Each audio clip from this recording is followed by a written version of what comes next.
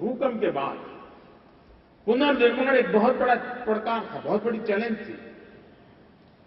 अगर हम गांधीनगर से बैठ करके ही सारे निर्णय करने जाते तो मैं नहीं मानता हूं कि इतनी बड़ी मात्रा में हम कुछ कर पाते। लेकिन हमने क्या किया?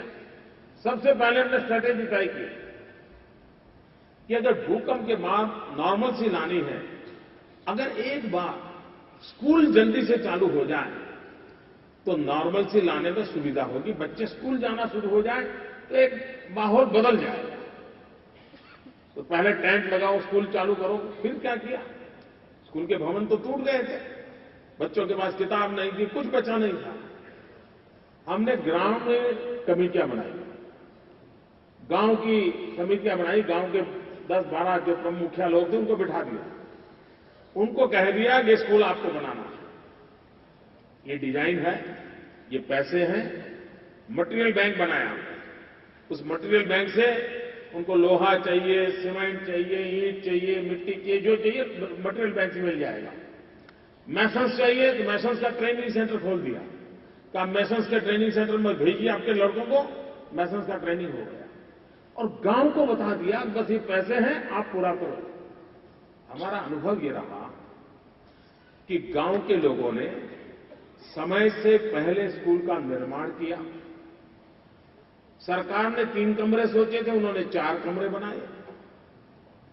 हमने अगर 200 स्क्वायर मीटर में काम कहा था तो उन्होंने 250 स्क्वायर मीटर में किया और खुद के गांव की जमीन दान में दे दी।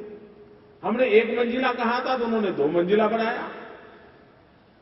गांव के बच्चों के लिए इसलिए मजबूती में कोई कोताही नहीं बरती, क्योंकि बच्चों के भविष्य के साथ जुड़ा हुआ था, उनका लगाव था। और मित्रों, मैं आज गर्व से कह सकता हूं कि भूकंप में उनके खुद के घर टूट चुके थे, खुद का सब कुछ बर्बाद हो चुका था, लेकिन उन गांव वालों को जब ये सामाजिक दायित्व दिया तो उन्होंने सरकार बनाए उससे 100 गुना अच्छी स्कूलें बनाई, सरकार बनाए उससे जल्दी बनाई। इतना ही नहीं, आज भ्रष्टाचार की इतनी चर्चा हो रही है, उस कालखंड में हर परिवार को कोई न कोई नुकसान हुआ था, हर एक को कोई न कोई मदद की जरूरत थी।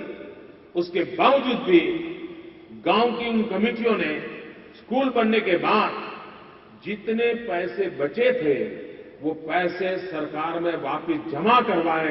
मित्रों, ये छोटी घटना नहीं है, ये हमारे हिंदुस्तान के गांव की आत्मा की आवाज है। हमारे देश के गांव में आज भी प्रामाणिकता पड़ी है, हमारे देश के गांव में आज भी ईमानदारी का वास है। उस शक्ति को अगर हम पहचानें, उस शक्ति का हम स्वीकार करें और उनको अगर हम सामर्थ्य दें तो हम कितना बड़ा परिवर्तन ला सकते हैं कि हमारे सामने उदाहरण मौजूद है। और इसलिए ग्रामीण विकास का हमारा जो